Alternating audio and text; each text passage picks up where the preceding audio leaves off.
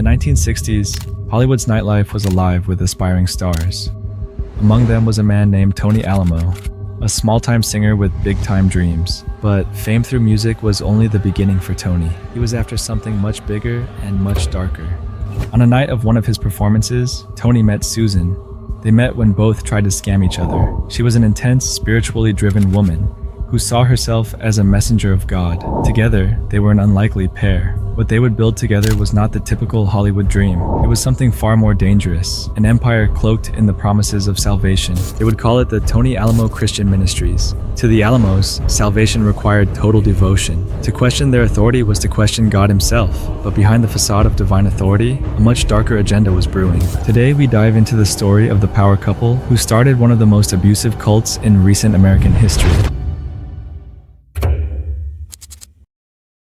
Born into a Jewish family in the 1930s, Tony Alamo initially pursued a career in Hollywood as a pop singer under various aliases, including Mark Hoffman and Marcus Abad. Alongside his entertainment ventures, he owned several record labels, indicating his early forays into entrepreneurship. As for Susan, she was a small-town girl from Alma, Arkansas, born into a Jewish family in 1925 under the name Edith, which she later changed to Susan before moving to California.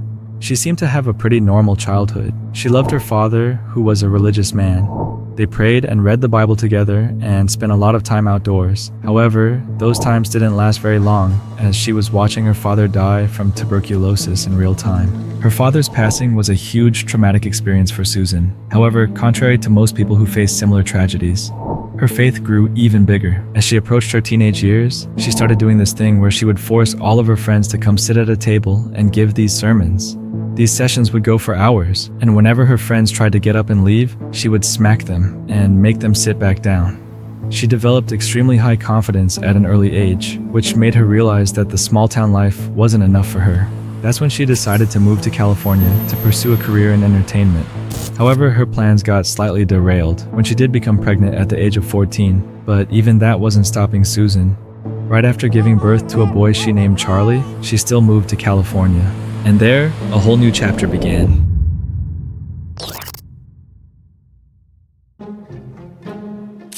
As soon as she stepped foot in Hollywood, Susan started auditioning for roles and singing at bars, but she just wasn't having any luck as there simply was too much competition. Susan just constantly fell short, so she began doing odd jobs to make some money. One of the jobs that Susan got to help make ends meet was working as something called a B-girl. She was basically hired to stand in front of bars and look pretty to drive more customers in. As you can imagine, she wasn't quite happy to do this, but one day, a guy walked in and immediately started flirting with her. At first, she didn't think much of it, as she was used to getting catcalled or hit on. But this guy was different. He had an East Coast accent and appeared to be somewhat tough and charming. This man's name was Saul Lipowitz, and he would eventually become Susan's second husband. Saul was born in Philadelphia and was also born to Jewish parents. However, he did not have a good upbringing at all. He would always get himself into fights until a boxing gym owner took a liking to Saul and taught him how to box. This would later lead Saul to become a prize fighter himself and eventually a debt collector for the Philly mob. As you can imagine, this line of work led to him having many enemies in the area, which pushed him to move thousands of miles to Los Angeles, where he met Susan. The two ended up getting married pretty quickly, and on August 2nd, 1950, the two welcomed a daughter they named Susan Jane. But just like her mother, their daughter later chose to change her name to Christiane. At first, the small family of three was living a regular life in the LA area, but things started to change when Saul started having constant warrants out for his arrest. With her husband away most of the time, Susan was having affairs with multiple influential men in the area as a way to find a provider for her and her daughter. None of her affairs ended up becoming an actual relationship, as she never really cared about any of these men. But there was one man that she actually did grow strong feelings for. It's the late 60s. We're now at the fateful day when Susan Lipowitz meets Tony Alamo. One day, Susan and her daughter Chris were hanging out at a coffee shop called Aldo's on Hollywood Boulevard. Suddenly, Susan spots an acquaintance. A small-time music producer walks into the place with this other man with him. Chris immediately recognized him, as he was known in Chris's circle as a sleazy guy who tried to pass himself off as this big-time musician who was a compulsive liar and a creep. This guy was Tony Alamo. He had this pompadour hairstyle, aviator glasses, and he was dressed to the nines, trying his best to look the part. Tony walked around claiming that he was the mastermind behind some of the biggest bands at the time. the Rolling Stones, the Beatles. He used this lie to convince young, upcoming artists who don't know how legalities work to hire him as their producer and manager, whom he would later take advantage of. From the first moment Susan and Tony started chatting, they immediately hit it off. Maybe because they're so alike, as Tony also was married and involved with multiple affairs. He even got his mistress Julia pregnant and was living at her house while using her paycheck to fund his lifestyle. Tony and Susan would spend the whole night flirting. A while later, the waiter comes over and gives the group their check. But as soon as the check arrives, Tony excuses himself to the bathroom and leaves the whole check to his friend to pay. Although almost any woman would see this as a red flag, Susan was blinded by the persona Tony had shown her. As soon as Tony came from the bathroom, Susan asked her daughter Christiane to leave and find herself a place to crash for the night. Susan and Tony would spend the night at her place, and that was the beginning of a match made in hell.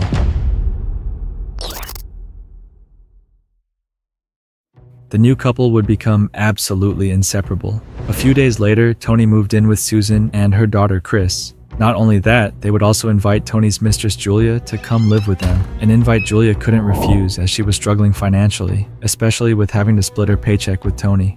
At first, Julia thought they were only friends, but it only took her a few days to realize that the two were actually dating, a realization that wasn't hard at all, especially when Tony and Susan would excuse themselves into Susan's bedroom under the excuse of performing a prayer together. But those prayer sessions came with a bit of weird noises that had nothing to do with the Bible.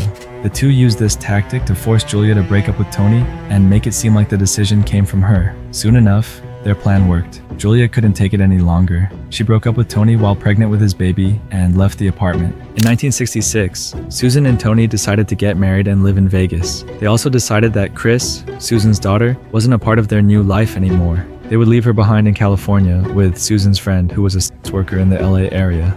A few months went by and Chris started to really miss her mother. She ended up finding a way to get to Vegas to go see Susan. She found out that Susan and Tony were living in a motel called the Westward Hotel. Instead of welcoming her daughter at the door, Susan scolded her for coming unannounced and told her that if she wanted to stay with them, she needed to get a job, to which Chris agreed.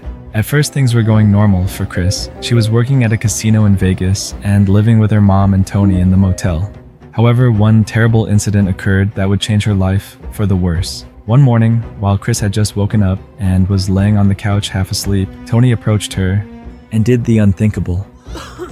As soon as Tony got off of her, Chris hysterically ran to her mom, who was bleaching her hair in the bathroom. Before she even managed to put what had happened into words, Tony rushed to Susan, complaining to her that Chris had attacked him. One would think that Susan would side with her daughter, who was clearly in shock, but she immediately believed Tony and asked Chris to pack her bags and go live with her dad. Susan was so blinded by her feelings for Tony that she refused to believe he would do such thing. Chris would end up moving back to California, while Susan and Tony stayed a while longer. The incident between Tony and Chris was the first major crime as a couple, but it surely wasn't the last. Only a few weeks later, they decided to run their first scam together, during which they somehow managed to convince a bunch of investors out of tens of thousands of dollars in order to build a small hotel in Vegas. Of course, the hotel was never built, and the two ended up running away to California. But as both were unemployed and were living off the money they'd stolen from investors, they quickly ran out of cash and decided to move to a crappy, smaller apartment in Hollywood. At that time, Susan knew that her daughter Chris was living nearby, so she invited her to her apartment to catch up. Chris came by with her new boyfriend Ed and was pregnant with his baby. Susan wasn't happy with this news, especially when she found out that Chris and her boyfriend were having couple issues and that Ed was living in this big party house with a bunch of his young drug addict friends. Instead of asking her daughter's boyfriend to move back in with Chris, Susan had a different idea. Out of nowhere, Susan launches into one of her sermons. She gets closer to Ed and says, "You know that Jesus is coming back to earth, don't you, Ed?" She immediately started telling Ed that God brought him to her that day, that she needed his help to build a Christian army, and she must gather strong young Christians to fight the evil when Armageddon comes. Ed was thrown off by her statements, but at the same time, he didn't want to offend her right in front of her daughter, Chris. Susan then proceeded to ask Ed if there's anyone at the big house at that moment, to which Ed replied yes, as his buddy Chuck was always there. She asked to bring him over, and once he came, she told him the exact same thing she told Ed about her need to build her Christian army. Somehow she convinced both of them to invite her and Tony over to their house, which was packed with people at all times. A house full of young, lost, impressionable people. Exactly, the avatar Susan was looking for. Susan opens the door and immediately starts acting like she owns the place. She makes the announcement that the house is now officially a Christian house, and that everyone who steps a foot inside needs to abide by her rules. As anticipated, a few people were weirded out. They gathered their things and left. However, a small group stayed and decided to listen to whatever Susan had to say. Susan would spend the whole evening preaching to these youngsters. She was charismatic, convincing, manipulative, and knew how to control a room. Starting that night, Susan and Tony would go back to Ed and Chuck's house to give these sermons every night. Quickly, the house became a church, and these services would become popular in the area as more people began joining them every night. That's when Susan started sending regular attendees to the streets with flyers in order to pull more people into her newly founded movement. As expected, this worked, and the following days would mark the birth of Tony and Susan's cult. In 1969, 3 years after they got married, they officially formed the Alamo Christian Foundation in Los Angeles, California, with the mission of saving lost souls. But unfortunately, this is when the story takes a dark turn.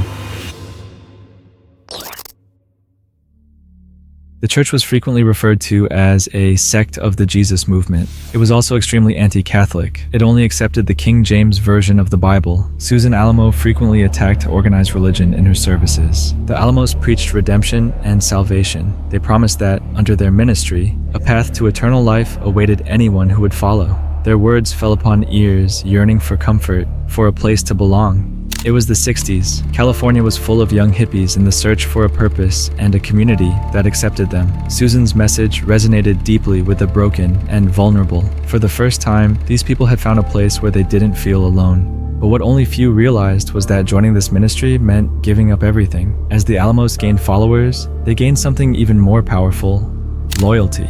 And with loyalty came control. Susan and Tony demanded their most loyal followers, who were around 50 people at the time, to move to their church located in Agua Dulce, roughly an hour away from Hollywood. The first batch that moved in the church were mainly guys in their late teens and early 20s. But after a while, they started bringing in their girlfriends and wives to live under one roof. Susan would refer to newcomers as baby Christians. The numbers of residents at the church kept increasing. Getting food and shelter for free at the church meant survival to them. The only caveat was that Susan and Tony were broke, and the only way they could afford to feed tens of people was through leftovers dug out of local dumpsters. The ministry became an all-encompassing lifestyle, isolating its members from the outside world. Families were separated, belongings surrendered, and slowly members found themselves drawn deeper into a world they no longer controlled.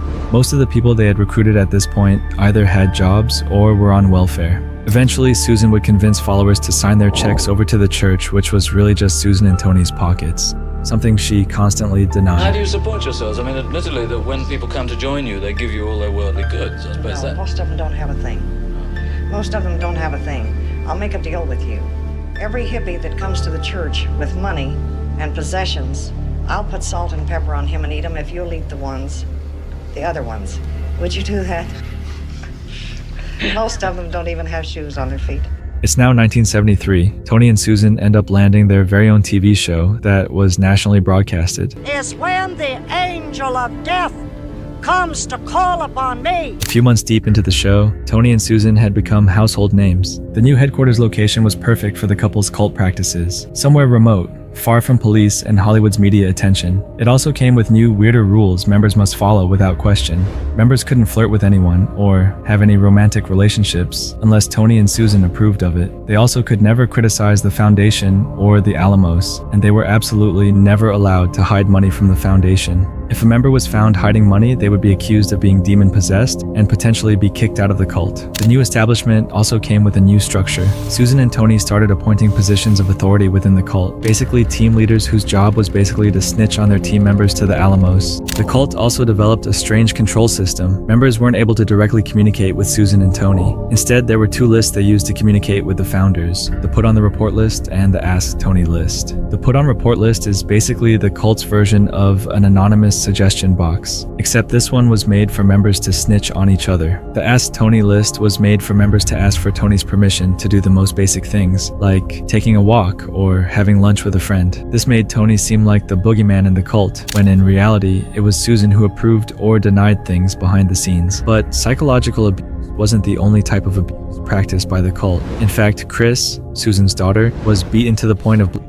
Tony and her husband Ed when they found out that she was packing her bags and planning to secretly leave the cult. When a cab driver who was supposed to give her a ride saw what happened, Tony explained to him that she was demon-possessed and the beating was part of an exorcism. Obviously, the cab driver didn't believe that and immediately called the cops. But even when cops arrived, Susan and Tony flipped the situation around and complained to the police that Chris was the aggressor. What made things worse was that even Ed, Chris's husband, sided with Susan and Tony. Chris didn't feel safe, so she asked the officers if they could take her to the station to give a formal statement and maybe press charges. There, she received a phone call from a lawyer who was also a cult member, offering her a deal of which they would leave her alone and her daughters if she stayed quiet, to which she agreed. That was the last night she had to deal with the cult. She was finally free, but unfortunately, hundreds were still trapped. As time went on, Susan and Tony definitely became more and more controlling. They would separate families, husbands from wives, brothers from sisters, and mothers from children. Even the ones that they had arranged marriages for, they would sometimes make them live separately, or they would make them work such long hours that they could never really spend any time with each other. They even had a small cabin behind the main building where would take place. If the Alamos got upset with anyone's behavior, they would instruct another member to beat them with a wooden paddle as hard as they could. If they refused, they would receive the same punishment, and this even included children. The conditions inside the church compound were absolutely atrocious. They converted several chicken coops and hog pens into bunkhouses. They would have 20 to 30 people staying in one of these little bunkhouses. They also built a wall around the compound, and they had armed guards standing there day and night. While Susan and Tony were living a lavish lifestyle, driving Cadillacs, they forced members to strictly ration electricity, food, and clean water, to the point where a lot of times followers were going hungry and dirty. With tax-exempt status, free labor, and absolute control over their followers, the many businesses opened by the church in Arkansas started to thrive. One of those businesses was a restaurant that became famous. It attracted big celebrities at the time, including Dolly Parton, Buck Owens, Hank Williams Jr., Roy Orbison, Tammy Wynette, other big names as well. But just like any other abusive cult, at some point, things eventually started to go bad for the cult leaders. The fast growth of the church started to raise suspicions from authorities, as it was clear that the lifestyle and the possessions held by the Alamos were extremely disproportionate compared to their followers. In 1977, the Department of Labor ended up filing a lawsuit against the Alamos for wage violations. They had estimated that the Alamos owed more than $19 million in back wages. The disciple of the Lord Jesus Christ never felt that they needed to get a paycheck. And if what was already happening wasn't sickening enough, what was awaiting their followers during the next years was even darker. To prevent things from falling apart, Tony and Susan banned birth control from entering the compound. They then encouraged couples to have more babies, whether married or not. The purpose of their plan wasn't to bring joy and family values to their community, but rather to use newborn babies as bargaining chips and prevent parents from escaping the cult. But that wasn't even the worst part. These babies later grew to love and trust Tony and Susan. In 1981, Susan and Tony actually ended up getting a second TV show, which was basically an anti-smear campaign for their cult. Not long after the second TV show started, the power couple cult received their first big hit. Susan got some pretty shocking news as she found out she had terminal cancer. Only this time, she wasn't faking it. I've had terminal cancer for almost 6 years now. I am standing here this afternoon because you believe God. Praise the Lord. On April 8, 1982, Susan Alamo died of cancer at the age of 56. Susan wasn't there anymore to keep Tony's dark side at bay. As soon as she died, Tony went completely rogue. Tony knew that the cult members were mainly there because of Susan, and now that she's gone, many of the followers may turn their back and just leave the compound. So I went to the scripture, and it says, raise the dead. Instead of burying his dead wife, he put her body right in the center of the church and demanded followers to keep praying non-stop until she comes back to life. He convinced them that this procedure was Susan's last words. Bizarrely, his plan worked for several months, until Susan's body was completely unrecognizable. At this point of the story, Tony had become an absolute monster. Every terrible urge and desire that he had been keeping at bay while Susan was alive slowly began trickling out. He started using cocaine, frequently traveling to other states, recording sermons, and sending tapes back to the compound. It's now in 1984. On one of his trips, Tony ends up dating a Swedish fashion designer from Los Angeles named Birgitta. A couple of months into dating, Tony proposed and moved back with his new wife to Arkansas. Birgitta introduced Tony to some fashion people in New York. Soon later, the Tony Alamo jackets took off and were now being sold in mainstream shops. The jackets were such a big hit at the time that even Michael Jackson wore one on his Bad album cover. The brand made millions of dollars in revenue in the first couple of years. On the outside, this looked like a cool, unique clothing brand. However, what it took the jackets mainstream was thousands of hours of forced free labor, child abuse, unregulated sweatshops, and tons of psychological manipulation on the followers who actually made the jackets. At this time, Tony felt on top of the world. An attractive wife, hundreds of devoted servants, and a successful clothing brand. Little did he know, his demise was around the corner. Tony wanted Brigitte to take Susan's place in the cult. However, Brigitte wasn't into the idea. She wasn't even religious. After several months of Tony trying to push his version of Christianity down her throat, she decided to leave him. A situation that made him furious. His anger and despise of people grew. His second big hit was in 1985, when the Supreme Court upheld the ruling in the Department of Labor case against Tony. Immediately, the IRS decided to retroactively revoke the Alamo Foundation's tax-exempt status. Tony now owed $7.9 million in back taxes. And if all that wasn't bad enough for Tony, in 1988, he was charged with child abuse when parents reported to authorities about the public beatings of Justin Miller, an 11-year-old boy who lived within the cult. The boy's parents filed for a civil lawsuit against Tony and were awarded $1.8 million in damages after Tony's decision to not show up to court. On that day, Tony Alamo was officially on the run. In 1990, Tony had been on the run for almost 2 years. After police shut down his compound and businesses, he ordered all 300 of his remaining followers to scatter across the United States until further instructions. Then he made the stupid decision of calling a journalist and started threatening Judge Morris Arnold, who was the judge that ruled against him in the abuse lawsuit. The journalist writes all this, and it ends up making the front page of this newspaper. The article ends up catching the FBI and US Marshals' attention. A full-blown manhunt began. Authorities started tracking cult members' phones. They quickly started seeing a pattern. There's one number that keeps calling out of Tampa, Florida. They always call once in the morning and once in the evening. After weeks of surveillance, authorities end up finding Tony Alamo. They end up taking him back to Arkansas so he could face charges for threatening the judge, from which he was weirdly acquitted. They actually let him go on a $200,000 bond. Immediately upon his release, Tony began reassembling his cult army, this time in Fort Smith, Arkansas, which isn't that far from the previous church location. Out of nowhere, Tony started adding polygamy talk into his daily sermons. He also preached that it's okay to marry girls once they've hit puberty,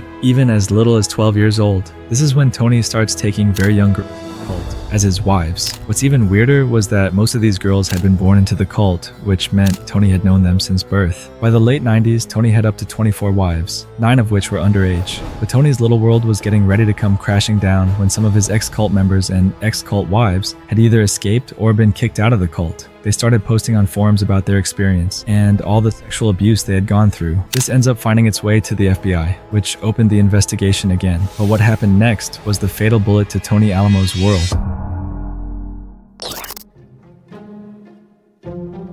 In 2006, the youngest of Tony's cult wives, Desiree, who was just 15 years old, managed to escape and report everything she knew to the FBI. They also ended up finding out about a little girl named Summer, who was 11 years old when she was taken across state lines to the compound to perform sexual acts with Tony. FBI started digging deeper and ended up finding another 10 similar counts against him. In 2009, after 40 years of abuse, fraud, and lies, Tony Alamo was found guilty of all 10 charges and was given the maximum sentence of 175 years. Only 8 years into his sentence, he died in prison from diabetes.